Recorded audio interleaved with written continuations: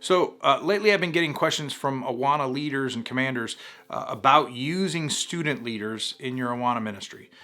Using them to help run Cubbies or Sparks or TNT, depending on what age they are. And some people have asked me, what are some best practices? What are some things that can help us as we begin to engage students?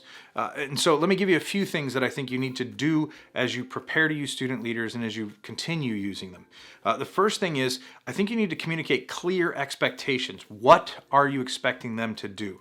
And sometimes we think, well, we just expect them to show up and help with a group.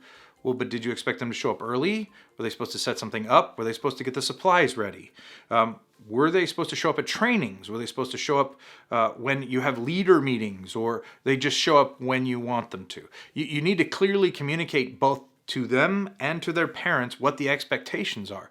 One of the ways you can do that is actually to draft a contract. So there is a sample contract in the All About Student Leaders book that we wrote, and you can see the link below for that. It'll show you where that is. But there's a sample contract in there that says this is what you're agreeing to. I encourage you, have them sign a contract so that the expectations are extremely clear.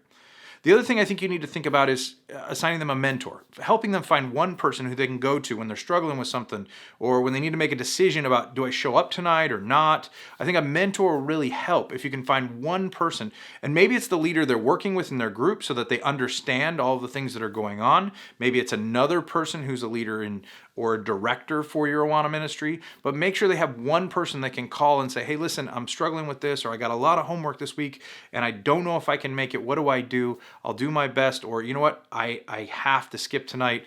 When someone in my family died. Like, they need someone to contact and connect with that they feel comfortable with. Because the last thing I'm going to suggest is that you actually hold them accountable. They want to know what they can do better.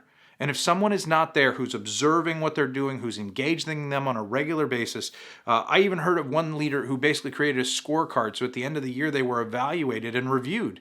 And it wasn't some way of being harsh or saying you got an A or a B or a C, you're not a good leader. It was more just to say, here's some places that we saw you do amazing work this year. Here's some places we saw you grow, and here's some places we think you can improve in the years to come. Make sure that you're holding them accountable so that they know, hey, you know what? I'm getting better as a leader.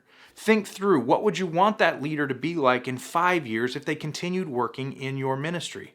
You need to begin right now developing the kind of leaders that you want for the future. Because even if they don't stay at your church, they may wind up at another Awana somewhere. And don't we want the best leaders we can possibly develop for the kingdom of God? Begin holding them accountable. Begin communicating clear expectations. Begin by helping them understand that there is someone there who cares about them, and you will develop the kind of leaders that can do that far into the future.